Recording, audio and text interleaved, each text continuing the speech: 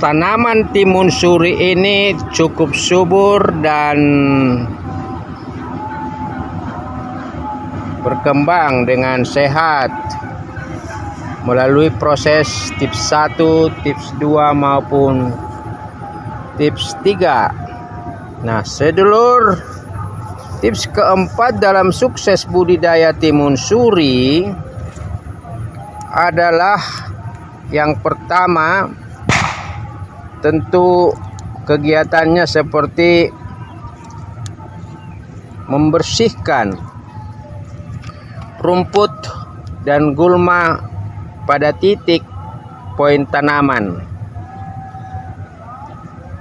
ditanam. Dimulai dari awal. Dan ini tentu ada sebagian pekebun petani menggunakan plastik mulsa di bedengannya untuk menghindari tumbuhnya gulma dan rumput liar. Ini bisa dilakukan, tetapi kalau sudah cukup subur begini, hal itu sudah cukup sulit. Nah, kecuali seperti ini, dari awal polybagnya memang sudah kurang tumbuh rumput, paling di sekitar. Kegiatan kedua dalam perawatan dan pemeliharaan adalah menyiram. Menyiram itu menjadi kegiatan utama dalam budidaya timun suri. Itu pun tergantung dari jenis tanah. Kalau jenis tanahnya poros, subur, dan memiliki kelembapan air yang cukup, kita tidak perlu menyiram. Tetapi kalau tanah seperti ini tanah liat, tanah mati, ya, dimana saya menanam timun suri ini di bekas rerumputan ilalang. Tetapi kemudian saya rondop berkali-kali sampai ini ilalangnya mati, dan kemudian di setiap titik saya rondop sehingga rerumputan mati, dan baru kemudian saya tempatkan polybag ini, ya, polybag yang kemudian alasnya bagian bawahnya saya lubangi, baru saya tempatkan di dalam setiap titik lubang. Nah, jadi kegiatan kedua adalah menyiram, karena timun suri termasuk tanaman yang membutuhkan air cukup banyak, ya. Nah, jadi itu sedulur kegiatan kedua. Kegiatan ketiga adalah seperti tips 1, tips 2, dan tips 3 adalah memberikan pupuk dasar, ya, baik berupa material organik maupun mungkin NPK, urea dan sejenisnya, lalu menyiram, mengocor dengan, ya, pupuk tersebut, memberikan pestisida, memberikan pupuk buah maupun pupuk daun. Itu kegiatan perawatan yang ketiga. Kegiatan perawatan yang keempat dalam rangka pemeliharaan tersebut adalah, ya, mengurangi anak cabang.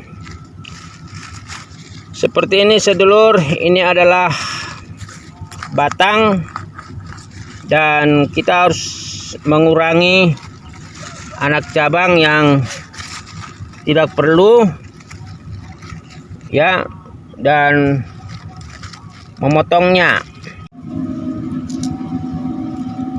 Kita potong tunas ini, ya,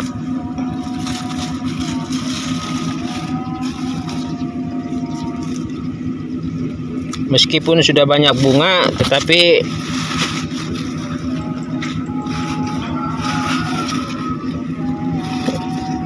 kita harus kurangi. Tujuannya adalah agar buah menjadi besar, bulat, lonjong, atau juga ya. Nah, itu kita gunting, kita kurangi, kita cari anak cabang yang perlu dikurangi sehingga calon bakal buah seperti ini bisa lebih besar, minimal setengah kilo per satu butir timun suri. Jadi di awal kita perlu memotong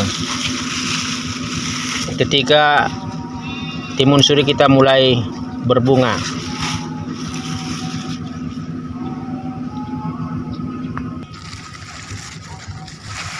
Dan ini sebenarnya kegiatan yang dimulai dari sejak mulai tumbuh bunga, ya, dan tumbuhnya cabang-cabang dari setiap tanaman timun suri, ya. Itu kegiatan yang keempat. Kegiatan yang kelima, sedulur, dalam pemeliharaan itu adalah mengecek setiap benih atau setiap buah yang sudah bakal dipanen. Seperti ini saatnya sudah perlu dipanen, dan jangan sampai kita lupa karena bisa terjadi, ya, itu buahnya akan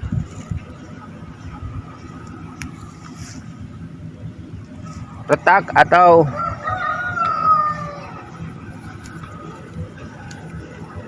panen yang, nah seperti ini dia, sedulur. Nah, ini sudah panen di dalam, ya, ini tentu ya karena terlambat panen, dan mungkin sore ini kita akan panen seberapa yang kita bisa dapat. Dan kegiatan kelima ini tentu akan memberikan dampak pada jumlah dari tanaman timun suri yang kita peroleh untuk dijual, untuk kemudian memberikan hasil penjualan. Alhamdulillah, puji Tuhan, menjadi bagian dari rezeki karena capek kita, karena kelelahan kita, karena juga kerajinan yang kita lakukan dalam tanaman timun suri kita. Tips kelima, punten sedulur, kegiatan kelima ini harus kita lakukan, ya,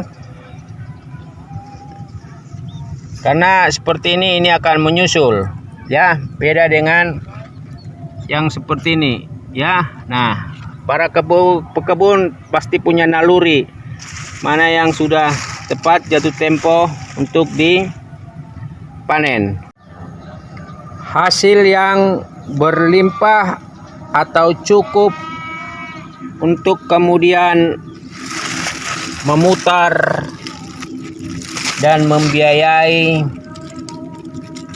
kegiatan berikutnya pasca panen. Monggo sedulur, ini sharing pengalaman.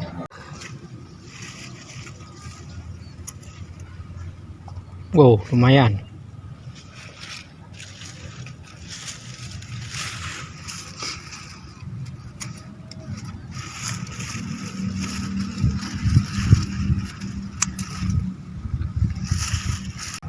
Demikian seluruh tips keempat dalam budidaya, sukses budidaya timun suri.